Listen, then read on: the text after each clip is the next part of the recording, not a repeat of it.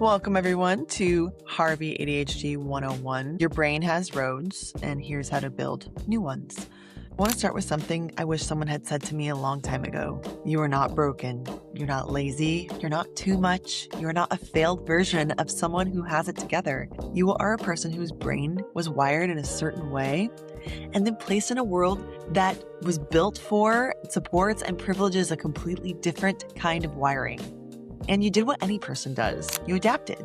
You built roads that helped you survive inside, and those roads have been running ever since. This module is about understanding these roads inside of us, where they came from, why they feel so automatic, and most importantly, how we build new ones. I've thought a lot about how to make the hundreds of hours of psychology and neuroscience research that I've done into something simple that people will actually use, where you don't have to make this your special interest like I did in order to change your life. So here's the simplest way I can explain how your brain works. Every thought that you repeat, every feeling you have over and over, every behavior you default to, all of these are little roads in your brain. Every single time you go down a road, it gets a little bit wider, a little smoother, and a little bit easier to travel down without even thinking about it. Becomes more automatic. Scientists call this myelination, but you don't need to know that word. What you need to know is this: repetition is physical. Every time a thought fires, your brain lays down more insulation around that pathway, around that road. That's how the road gets paved. And paved roads are fast, automatic, and effortless. That's not a problem. That's actually very brilliant engineering on our brain's part. Your brain is trying to conserve energy by automating what you do the most. The issue is it doesn't discriminate between roads that serve you and roads that don't. Wherever you are, however your life looks right now is a result of these roads, these neural pathways in your mind that you have paved. And your brain didn't build those by accident. It built them because you traveled down them over and over, often before you were old enough to choose or understand where they were going and how they functioned. Most of us think we're making conscious choices most of the day, but actually we're not. We're following GPS directions, a navigation system that was programmed largely before we were old enough to question it, by our families, by our schools, by every environment that told us who we were and what we were capable of, before we really consented to any of that. The GPS doesn't ask, is this direction still accurate? It just routes. That's its job.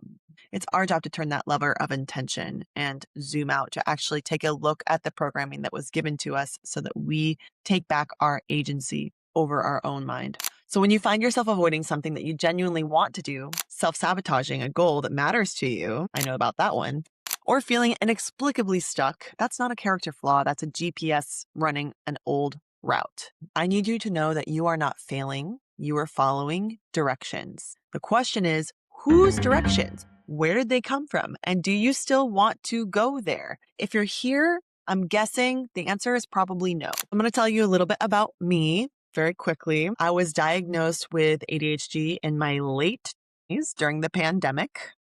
It had been recommended to me while I was in college, white knuckling it through, barely graduating, staying up, getting by on all-nighters, too much caffeine for my anxiety. When I was diagnosed with it, I immediately convinced myself that I was faking it. I didn't get help for it for a long time because I thought I was exaggerating my own pain. I was taught pretty young that my pain wasn't really important, especially if it inconvenienced others at all or made anybody else look bad. Can you relate to that? Anyway, those beliefs were roads. Eventually, I started watching TikTok content, reading books, and connecting dots, and some things just started to shift. Not because I tried harder, but because I actually finally understood what was going on in my mind. All the all-nighters, the job hopping, I've had like 40 different jobs, rejection sensitivity, people-pleasing, self-sabotage. I thought all of these were character flaws, and I just wasn't trying hard enough. But they were just adaptations, roads I built to survive a world that didn't accommodate my wiring and didn't teach me about my wiring. So when I understood that, everything became a lot softer. Less judgment, more grace for myself and for everyone else, which truly is a huge gift of studying neurodivergence. Once you really start to realize just how much everyone's struggling in their own way, it becomes a lot easier to stop taking things so personally. Here's something I want you to hear. ADHD is not the problem. It's not even a problem. Neurodivergence is not a problem. The problem is the environments built for one kind of brain. that never made room for yours. Let's look at schools. Schools that rewarded sitting still. Workplaces that measured output by hours. Families that interpreted your intensity as defiance and your distraction as disrespect. You weren't failing those environments, you were being failed by them. And your brain brilliantly built roads to help you survive that experience. Even if it doesn't fully make sense to you how that was helping you survive on a conscious level, they wouldn't be there if they weren't helping you. Everything inside of you is always trying to protect you at all times, even if it doesn't always feel like it. The roads that are causing you the most pain right now were built to protect you. They made complete sense when they were laid, and your job is not to judge them. It's just to acknowledge them, honor them, understand them, and then decide whether you still want to travel them or if you want to build some new ones to take you to a different place in your life. One thing that really astounded me so deeply when learning about neurodivergence is that people with ADHD receive an estimated 20,000 more negative messages by the age of 12 than neurotypical peers. That's not like a metaphor. That's 20,000 repetitions of roads like, you're too much, you're lazy, why can't you just focus, you're wasting your potential, that. And that's on top of the regular amount that neurotypical peers experience. Each one of those thoughts is a rep. Each rep, a paving in your mind. This is why ADHD and shame are so deeply entangled, not because of the ADHD, but because of what the world said about it. It's important to note that not all roads are built the same way. There are two memory systems in the brain, and they work very differently. The first is your regular memory. Facts, events, autobiographical stories, these get stored with a timestamp. Your brain knows that they happened in the past. That was 2009, it's over. The second is your emotional memory. And this one has no timestamp.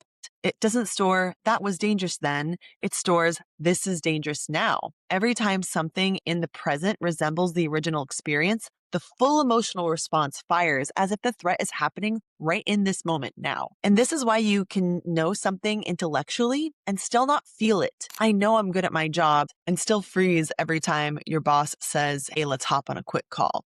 The knowing lives in one system, the feeling lives in another. And the emotional one is faster. Fear of a physical threat gets stored in a specific place and time. Dangerous Cliff, 2019. The hippocampus timestamps it, and you can look back on it. Shame doesn't work that way. Shame is relational. It doesn't say the situation was dangerous. It says, I am the problem. And because it's about identity, who you are, not where you were, there's no context that bounds it. No timestamp, no location, just this is who I am now and always. And here's the thing about shame that most personal development gets wrong. Shame doesn't make you want to fight or run. It makes you freeze. It collapses you inward because you can't flee yourself. You can't fight yourself. So the body does the only thing left. It shuts down. That shutdown is what looks like laziness, procrastination, avoidance, and it's not a character flaw. It's a nervous system that has learned that trying and failing feels like annihilation. The body is trying to protect you.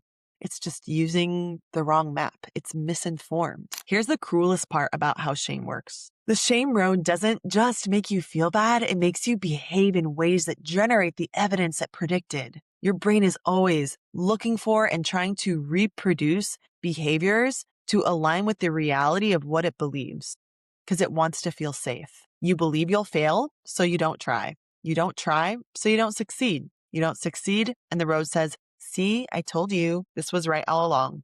The road doesn't just describe your reality, it produces it. This is what makes the roads so hard to leave. The GPS isn't just giving you directions, it's also choosing which roads exist. So you can't think your way out of a shame road. You just can't. Not because you're not smart enough, but because the road was built before language, before reason, in the body. And that's where the healing has to happen too. It has to actually start there. Your body is the on-ramp and you have 3 gears, not 2. Most of us grew up thinking the nervous system has 2 modes, calm and stressed, fight or flight, on or off. The science tells a more nuanced story. You actually have 3 states. Ventral vagal, safe and connected. This is where you can think, learn, create, and change. This is the window where all real coaching happens. Second is sympathetic, so mobilized and threatened, heart racing, thoughts narrow, scanning for danger, hypervigilant. You can move, but not toward anything new. You're really trying to get yourself back to feeling safe. And dorsal vagal, frozen and shut down, numb, foggy, heavy. This state looks like laziness, but it's actually the body's last resort protection. And here's what matters for the work we do together. You cannot build new roads from the bottom two states. Insight doesn't land in shutdown. Plans don't stick in threat response. Safety isn't the precondition for the work. It is the work. Everything else is downstream. Your body always knows first. Your amygdala, the brain's threat detector, processes incoming information 12 milliseconds faster than your thinking brain, your prefrontal cortex. By the time you're reasoning about a situation, your body is already voted, already tightened, already started routing toward the old road to get you back to safety in the only way it really knows how. This is why 80% of the vagus nerve's fibers run upward from body to brain, not the other way. The brain is not waiting for instructions from your mind, it's sending them. If you want to build new roads, you actually have to start in the body, not with the thought, with the breath, with the posture, with the felt sense of safety. And you create these conditions in the body, and then the mind can follow. So the fastest reset that you have is the double inhale through the nose, 2 quick sniffs, and 1 long exhale slowly through the mouth. Repeat twice. This is called a physiological sigh, and it's the fastest evidence-based way to activate your parasympathetic brake. Cortisol drops, the window opens, it starts widening, and you can access a potential new road. So try it with me real quick. Ready?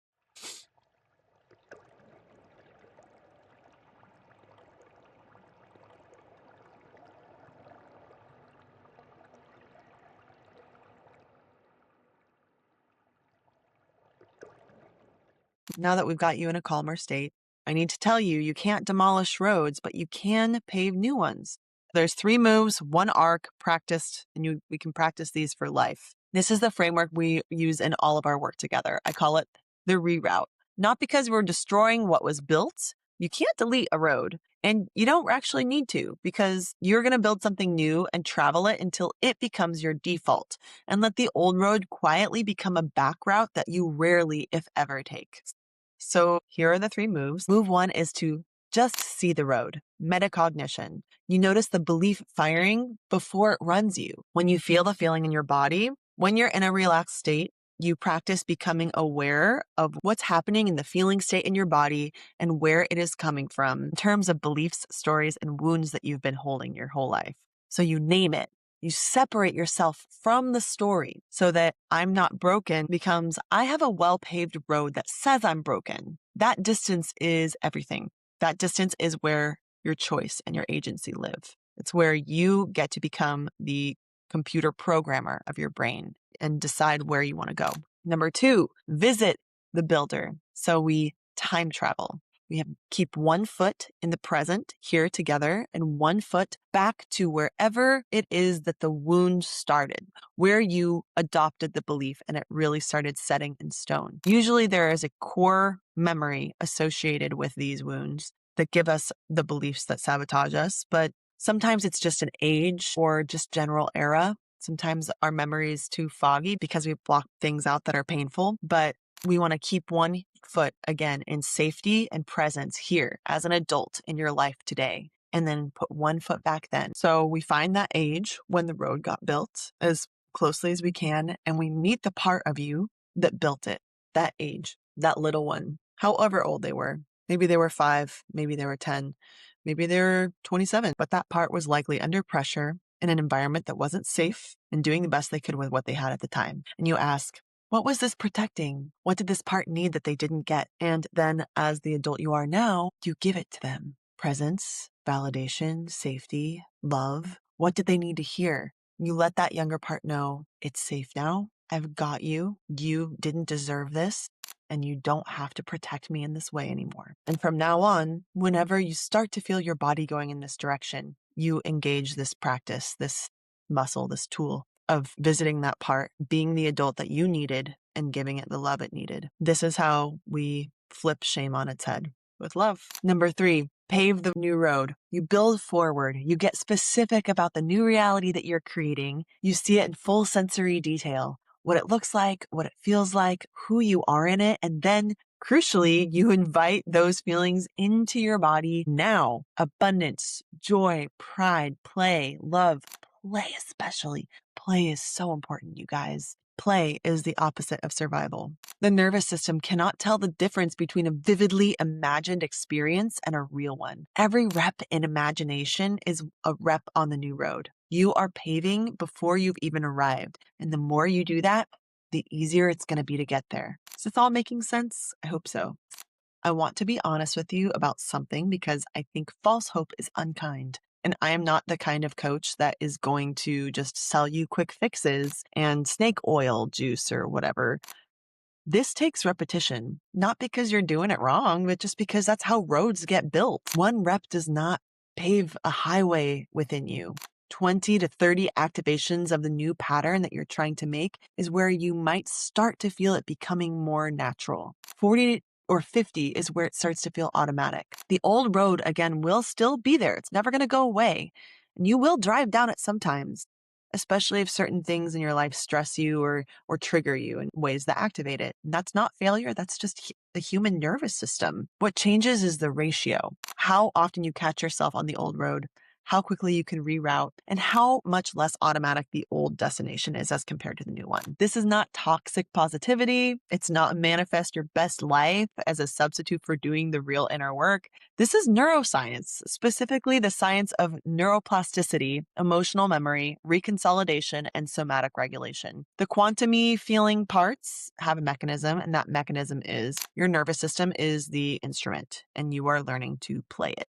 Now, I do believe in some kind of magic. I believe that our existence is magic and science is just describing magic and how it works. But it's important that you know that all of the creators who talk about manifestation and quantum leaping, all of that stuff, the mechanisms that are at work are your nervous system as the instrument and us just learning how to play it, how to remap the things inside of us so that we can use the incredible power that we do possess as humans to actually create the lives that we want to with our brief time on this world. So I want to close by giving you something to carry into this program with you, not a to-do list, just one question and a practice of attention. First, take a breath with me, double inhale through the nose, 2 sniffs, and a long, slow exhale.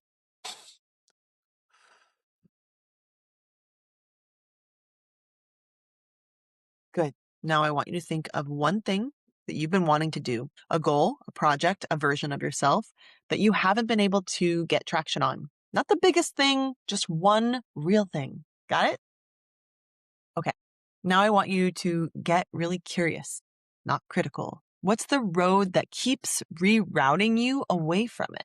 Not why am I like this, but what does the GPS say? What does the voice sound like? How old does it feel? You don't have to fix it today. You don't even have to understand it completely. All I'm asking you to do is between now and the next time we work together is notice when it fires. Notice the road, name it, just that. Because the noticing, that tiny moment of, oh, there's that road again. That's the beginning of the reroute. That's where the new road starts. Right here in the noticing. That's the practice. And welcome to the work.